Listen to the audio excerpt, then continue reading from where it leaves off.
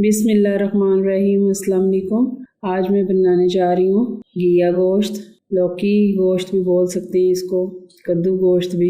बिल्कुल नए तरीके से बनाने जा रही हूँ, तो मैं आपको बताती हूँ कि ये कैसे बनता है। शुरू करते हैं। शुरू करने से पहले मेरे चैनल को आपने सब्सक्राइब कर लेना है और मुझे कमेंट्स भी करने हैं कि कैसा बना है, तो फीडबैक मुझे ज़रूर दीजिएगा। चले अब शुरू करते हैं।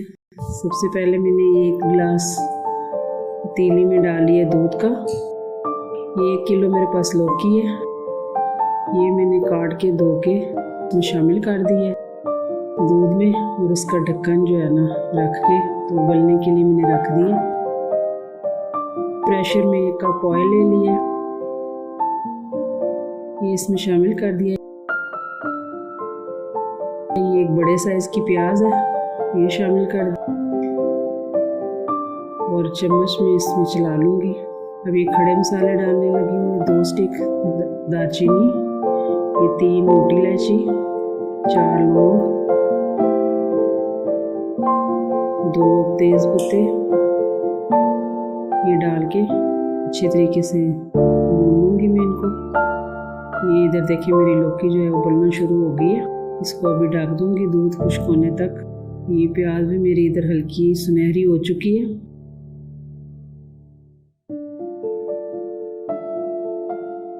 ये मेरे पास ये 1 kg गोश्त है बीफ का, ये मैंने इसमें शामिल कर दिया।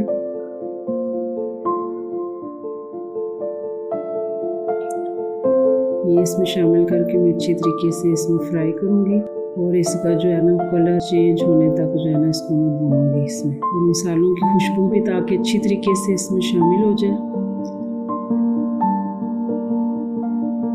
ये देखें कलर मेरा थोड़ा सा हो गया चेंज, ये देखें काफ़ी हद तक मेरा चेंज हो चुका है कलर। काफ़ी मैंने इसको पकाया है, तो इसका पानी जो था वो भी खुश्क हो चुका है सारा। अब मैं इसमें टमाटर शामिल कर दूंगी। हरी मिर्चें थी 2-3, ये मैंने काट के शामिल की।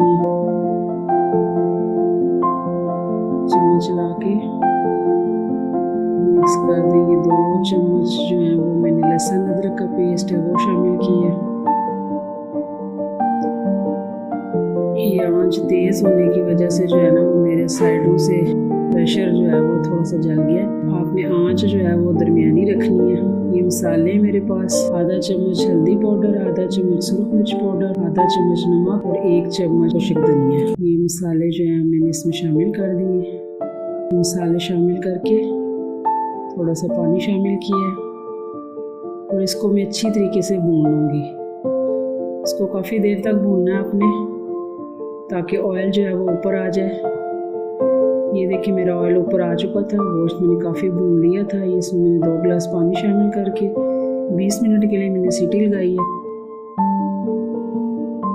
और ये देखिए ये इधर दूध भी मेरा खुश्क हो चुका है, तो मैंने मैश कर लिया है घी को अच्छी तरीके से। ये आधा कप मैंने ऑयल का कढ़ाई में डाल के, तो अब ये घी इसमें शामिल करके मैं अच्छी तरीके से भूनूंगी, और इसमें जो दूध बचा हुआ है बाकी वो भी खुश्क हो जाए, और जो पानी घी ने अपना छोड़ा हुआ है वो सारा खुश्क होना चाहिए, और घिया जो है वो अच्छी तरीके से भूनना चाहिए। ऑयल जब बाहर आना शुरू हो जाएगा तब तक आपने इसको भूनना है। ये देखिए ये मैंने गोश्त को जो है ना इधर शिफ्ट कर दिया है। इसमें थोड़ा सा पानी भी है गोश्त में, तो ये इसको थोड़ा सा मैं खुश्क कर लूँगी। ये गोश्त मेरा गल चुका है अच्छी तरीके से, ये देखिए। तो पानी भी मैंने इसका खुश्क कर लिया थोड़ा सा। तो ये देखिए ये घी से भी दूध जो है ना वो सारा खुश्क हो चुका है, ऑयल जो है ना वो बिल्कुल बाहर आ चुका है, और घिया जो है मेरा अच्छी तरीके से भून चुका है। ये घिया जो है जो गोश्त मैंने भून के रखा हुआ था, ये अब मैं इसमें शामिल कर दूंगी।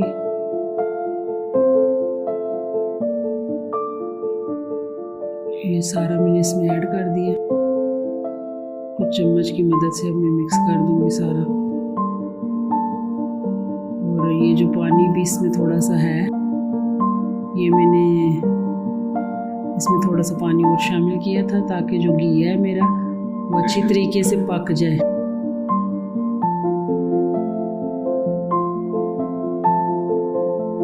ये मेरा जो है ना घिया वो ऑयल छोड़ना शुरू हो चुका है।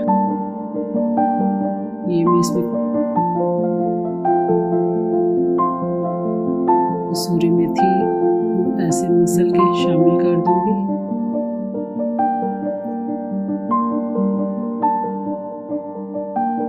ये गरम मसाला है आधा चम्मच, ये मैंने शामिल कर दिया इसमें।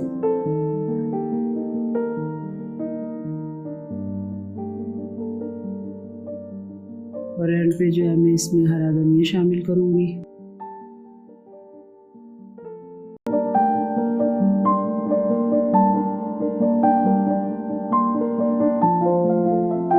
और ये जो है मेरा घिया गोश्त जो है वो रेडी है। बहुत इसका अच्छा जो है ना टेस्ट था, क्रीमी सा, और ये बड़ा मज़े का बनता है। आपने ज़रूर ट्राई करना है इस तरीके से, आपको बिल्कुल डिफरेंट इसका टेस्ट जो है ना वो मिलेगा। आपने ज़रूर बताना है कि ये आपको कैसा लगा है, कमेंट्स करके लाइक भी करना है, शेयर भी करना है और मेरे चैनल को सब्सक्राइब भी करना है। अल्लाह हाफिज़।